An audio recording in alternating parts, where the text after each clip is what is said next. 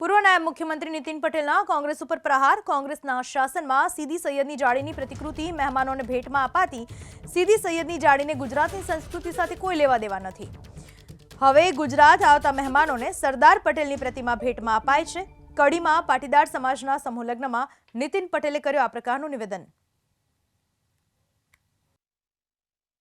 અને પહેલા કોંગ્રેસની સરકારો હતી એટલે મારે કહેવું ના જોઈએ, બહારથી મહેમાનો આવે ત્યારે શું ભેટ આપતા હતા? સીદી સૈયદની જાળી।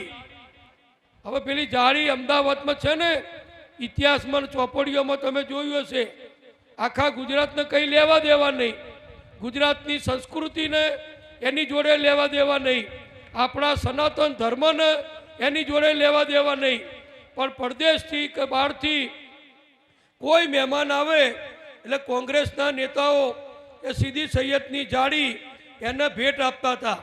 હવે એ બધું બદલાઈ ગયું। આપણા વડાપ્રધાને જે સરદાર પટેલને દુનિયાભરમાં વિશ્વની ઊંચામાં ઊંચી પ્રતિમા બનાવી, જે સન્માન આપ્યું, એટલે હવે આપણે બધાય હજારો સમારંભોમાં અમે જઈએ છીએ। હું હોઉં કે ગોરધનભાઈ હોય કે બીજા મહેમાનો હોય કે મુખ્યમંત્રી ભૂપેન્દ્રભાઈ હોય, બધાને સ્ટેચ્યુ ઓફ યુનિટી સરદાર વલ્લભભાઈની પ્રતિમા બધા ભેટ આપે છે અને અમને ગૌરવ થાય છે।